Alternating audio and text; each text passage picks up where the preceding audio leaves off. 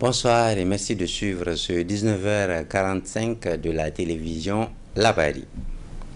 Signature ce jeudi matin d'un protocole d'accord entre le gouvernement nigérien et la compagnie Orano Mining ex-Arriva.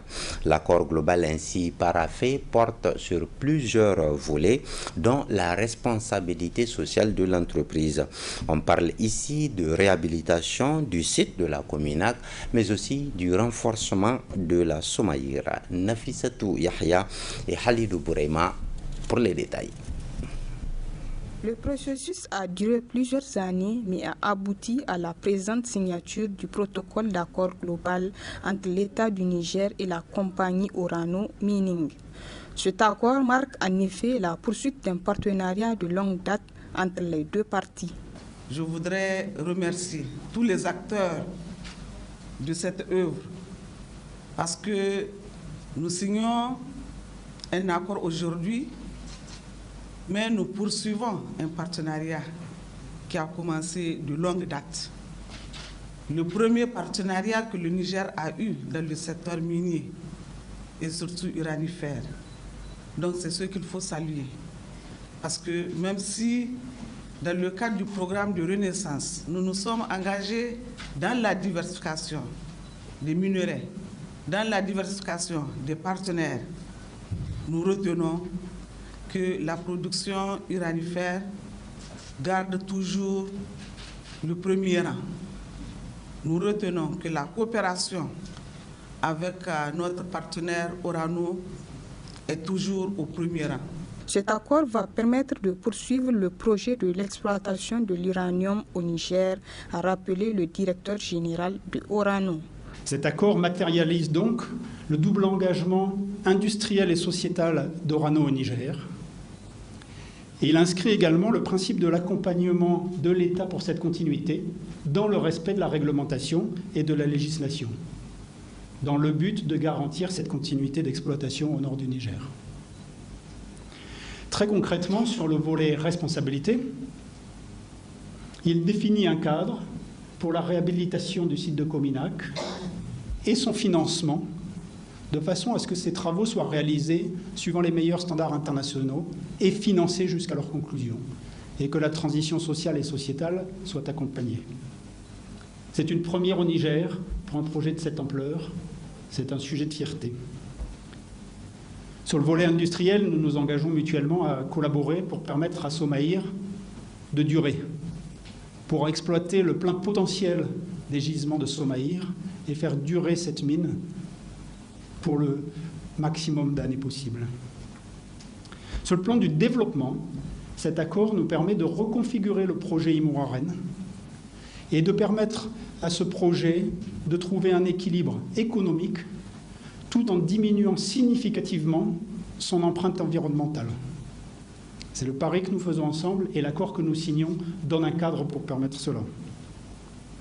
Sur le volet fiscal, cet accord permet de mettre à jour les dispositions applicables à la concession d'Arlit. Cette cérémonie, il faut le noter, a pris fin par une conférence de presse co-animée par la ministre des Mines, Mme Hadizatou Ousseini, et le directeur général de Orano, Nicolas Maes.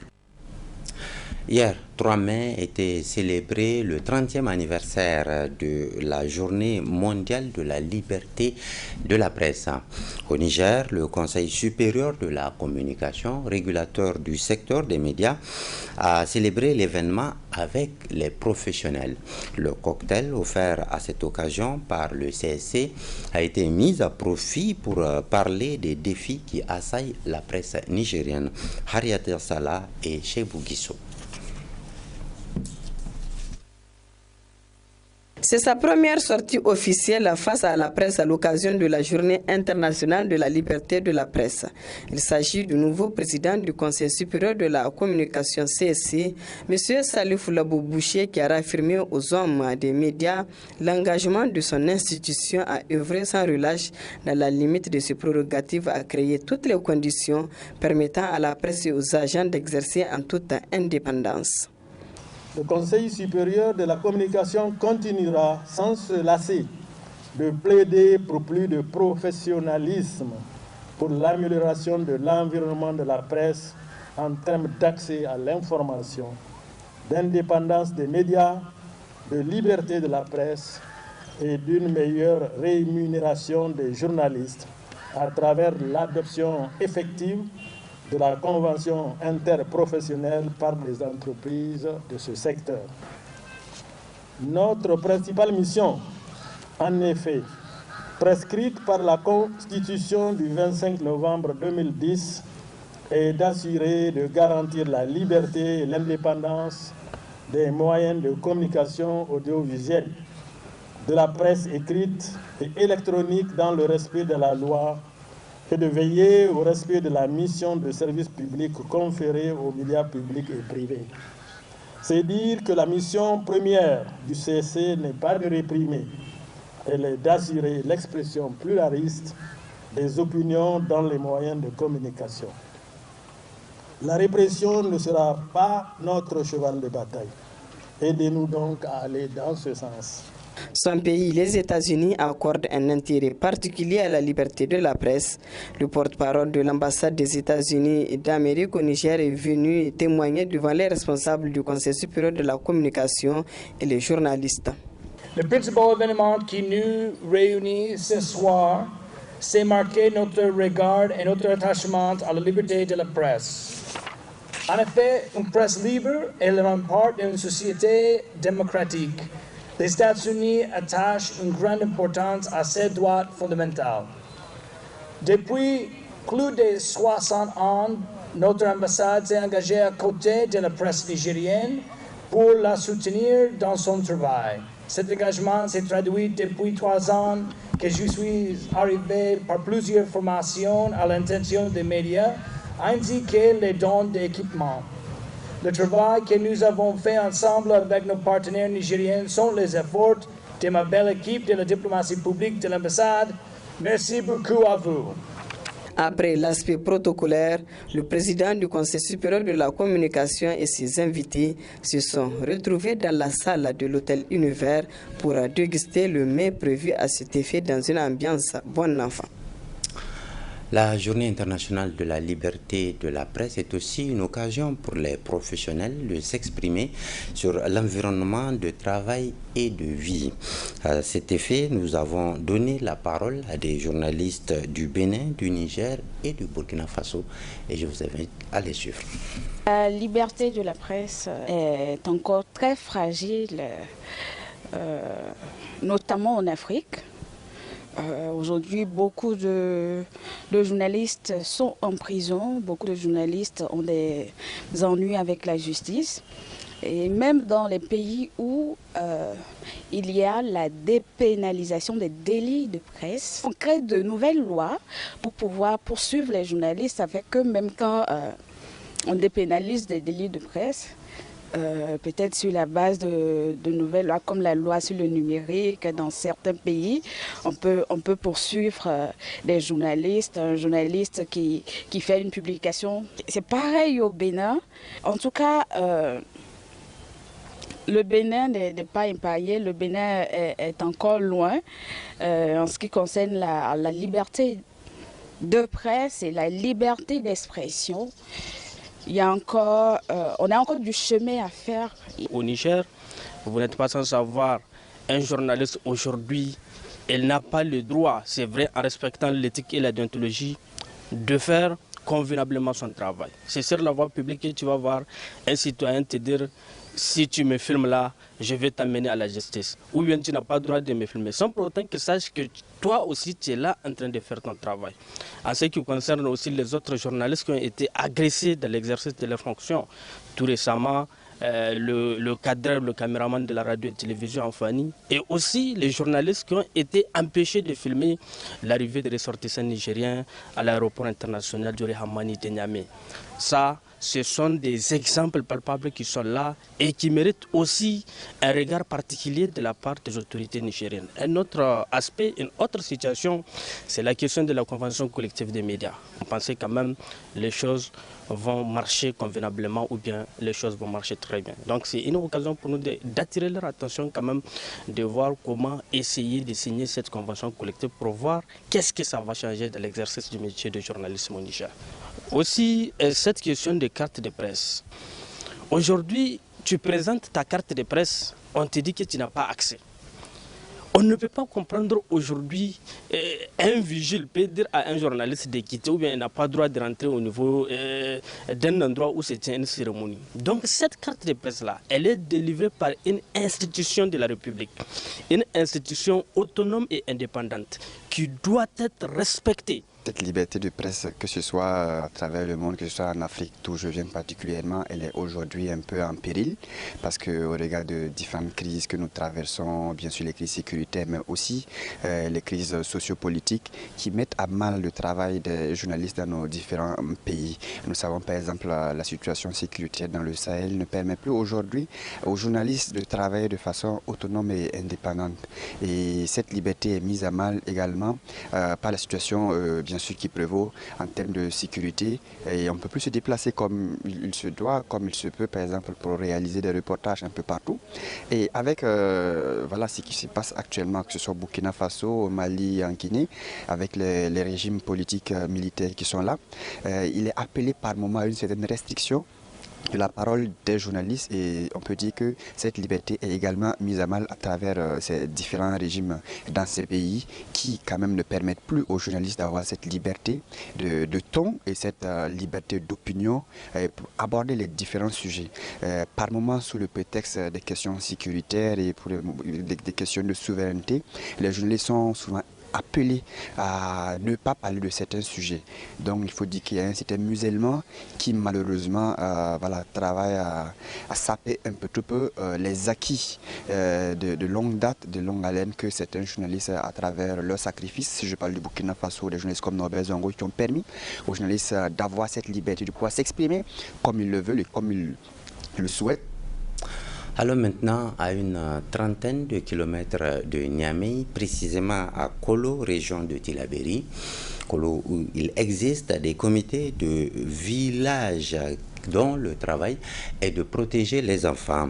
Les membres de ces comités, justement, sont en formation depuis hier dans les locaux du siège de la Fédération nigérienne des personnes handicapées, section de Kolo.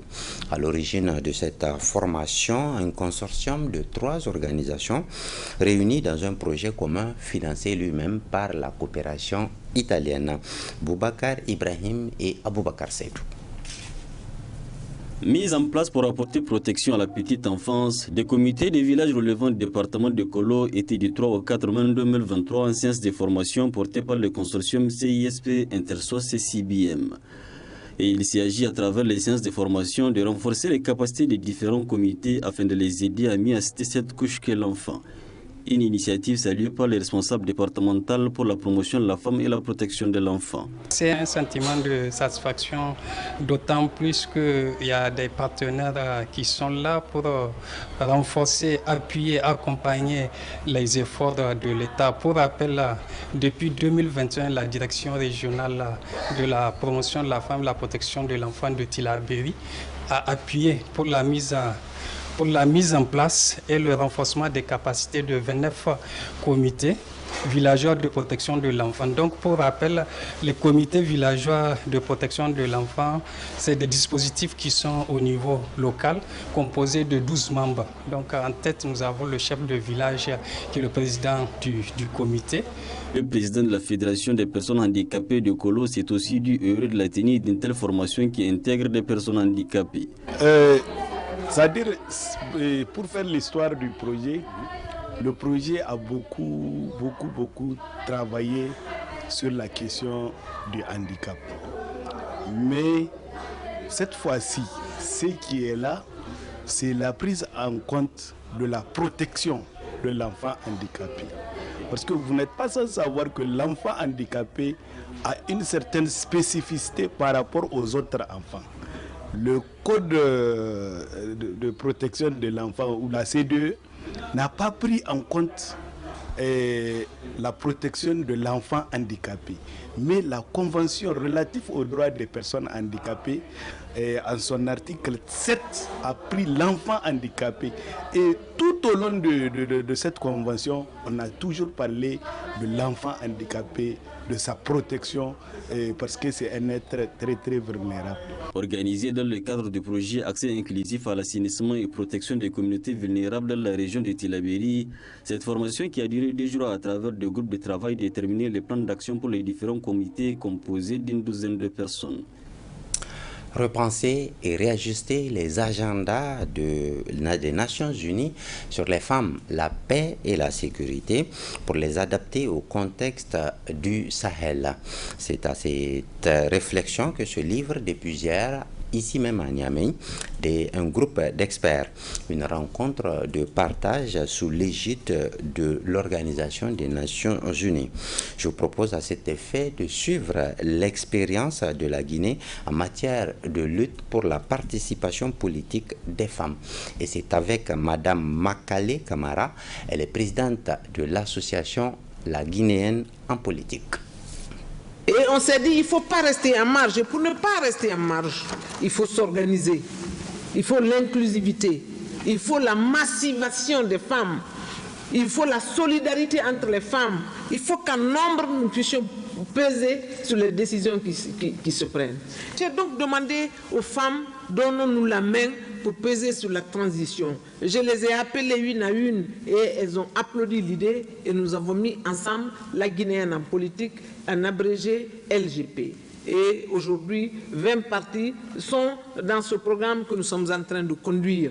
Mais la voie que nous avons trouvée pour animer cette plateforme, c'est de former les femmes. Notre première cible a été l'Assemblée nationale, le CNT, le Conseil national de transition. Nous sommes allés rencontrer le président du Conseil national de transition avec les femmes qui sont là, 21 femmes sur 81 personnes.